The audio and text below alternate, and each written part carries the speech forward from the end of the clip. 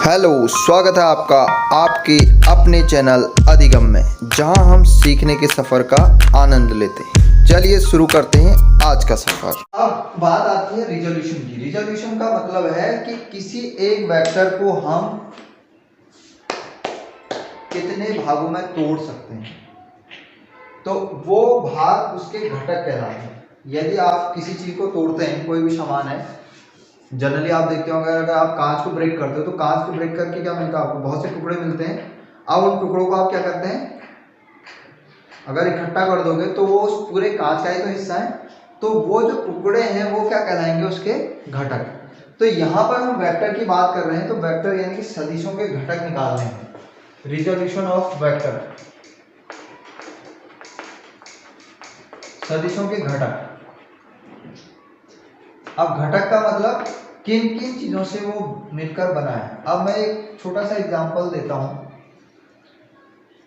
मान लीजिए कोई एक वेक्टर है, जैसे अभी हमने थोड़ी देर पहले एग्जांपल लिया था, हमने कहा a plus B is some another vector r, यानी कि हमने कोई a वेक्टर को b वेक्टर में जोड़ा था, तब हमें कौन सा वेक्टर मिला था, r मिला था।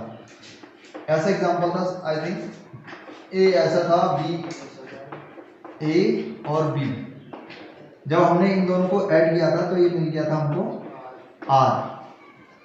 ठीक है, तो अब ये जो आर है इसके घटक कौन से कहलाएंगे, ए और बी।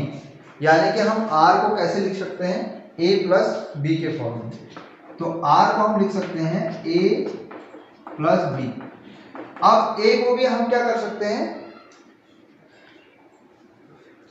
दो चीजों में तोड़ सकते हैं। अब वो अभी इसीलिए मैंने इससे पहले आपको बताया था कि कितने प्रकार के वेक्टर हो सकते हैं। इस ए को भी हम ब्रेक कर सकते हैं दो रूपों में। एक इसका मैग्नीट्यूड दिखा दे कि कितना मैग्नीट्यूड का है, और दूसरा पार्ट इसका दिखा दे कि ये किस दिशा में है। समझ में आई बात। मान लीजिए ये ए है, ये छोटे छोटे स्मॉल ए वाले वेक्टरों से मिलकर बना है। दिशा सेम है कि समरूप, जैसे मैंने कहा ना समरूप त्रिभुज है, समरूप सॉरी वेक्टर है।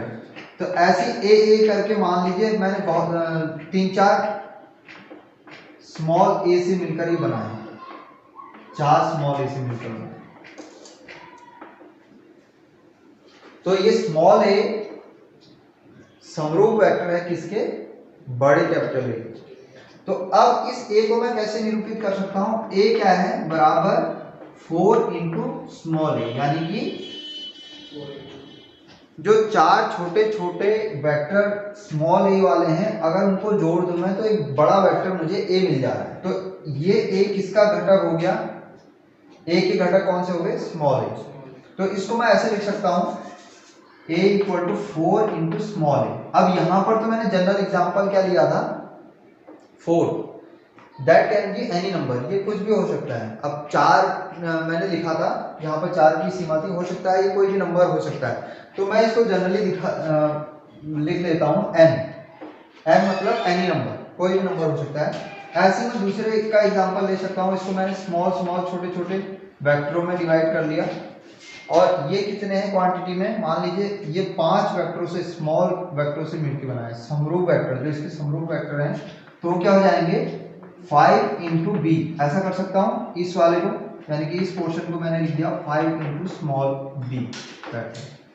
तो अब आप देख रहे हैं इस ए को भी मैंने क्या किया, इसका रिजोल्यूशन कर लिया, क्योंकि इसके घटकों में तोड़ दिया मैंने। अब ये भी कोई भी नंबर हो सकता है, 5 मैंने ये जनरल एग्जांपल के लिए यहाँ 5 लिखा था, तो इसको मैंने एक कोई नंबर दे दिया जिसको m लिख दिया। तो n और m क्या है, नंबर है, और a और b क्या है, उसके जैसे उसकी दिशा को निरूपित करने वाले उसके समरूप वेक्टर है। तो अब इन वेक्टरों को हम जनरली क्या करते हैं, ऐसे वेक्टर लेते हैं जो यूनिट वेक्टर है। अभी मैंने थोड़ी देर पहले परिभाषा बताई थी, ये क्या होने चाहिए, ए कैसे होंगे, यूनिट वेक्टर। यूनिट मतलब इकाई। इनके केवल क्या होगा, इनका परिमाण 1 होगा, यानी कि मैग्नीट्यूड, इनको जिसमें मापेंगे इकाई अंक के होंगे, लेकिन एक निश्चित दिशा में होंगे, तो ये कहलाएंगे यूनिट वेक्टर। ऐसे बी भी क्या होगा, एक यूनिट वेक्टर है, जो इस दिशा को निरूपित कर रहा होगा। तो जनरली जो यूनिट वेक्टर को निरूपित करने का सिंबल होता है, यहाँ से हम इस तीर को, इसके ऊपर से तीर हटा देते हैं, एक कैप लगा देते हैं, इसको बोलते हैं ए कैप। कैप से मतलब है कि इसका परिमाण एक होगा और एक निश्चित दिशा होगी। ऐसे ही इसको m इंटू बी कैप। तो ए और बी क्या होंगे, अपने आप में यूनिट वेक्टर होंगे। तो अब मैंने इस आर को कैसे निरूपित किया था, पहले a vector a plus vector b. अब फिर ए को भी मैंने इसके घटकों में तोड़ दिया था, N A plus M B. तो आर को हम कैसे लिख सकते हैं, N A vector plus M B vector. तो अब आप देख रहे हैं मैंने जनरली ए आर को दो घटकों में तोड़ा, फिर उनके भी जो वेक्टर थे उनको उनके छोटे घटकों में तोड़ दिया। तो ये कहलाता है सदिशों के घटक। अब ये कैसे, ये क्या निरूपित कर रहा है, इसको समझने के लिए मैंने अभी कार्टेशियन पॉइंट का सिस्टम बताया था, उससे ले लेते हैं इसका एग्जाम्पल। ये वेक्टर जनरली मैं अब इसको ऐसे शो कर सकता हूं, ए, और इसको मैंने कह दिया बी वेक्टर। तो इनका परिमाण ही क्या होगा, परिणाम ही जो होगा वो होगा ऐसे, यानी कि ये भी आपने ये ऊपर की ओर, ये नीचे की ओर। फिर क्या किया मैंने, चाहे इसके साथ इसको ऐड करना है तो इसके जैसे ही मैंने बी क्या करना पड़ेगा, बी वेक्टर लगाना पड़ेगा, और इनका रिजल्टेंट कहाँ की ओर होगा, ऐसे होगा। ये आर को निरूपित कर रहा होगा। तो अब आर को निरूपित करने के लिए मैंने इन दोनों में डिवाइड किया। इसको क्या लिखा था, एन इंटू ए, और इसको क्या लिखा था, एन इंटू बी वेक्टर।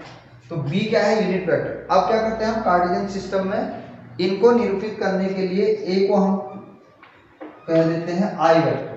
आई का मतलब unit vector along the direction of x axis, यानी कि एक्स अक्ष की ओर जो इकाई सदिश होगा उसको हम कह देंगे आई, और वाई की डायरेक्शन में जो इकाई सदिश होगा उसको कह देंगे जे। तो इसको मैंने बी को किससे निरूपित कर दिया गया, जे से। तो जो अभी हमने थोड़ी देर पहले एग्जांपल लिया था 4 और 3 के पॉइंट का, तो 4 और 3 क्या दर्शा रहे हैं, उसका मैग्नीट्यूड यानी कि परिमाण। तो वो किन नंबरों से दर्शाया जा रहा है, 4 का मतलब ये दूरी 4 होगी तो n उस दूरी को दर्शा रहा है, इस दूरी को, और m किसको दर्शा रहा है, इस दूरी को।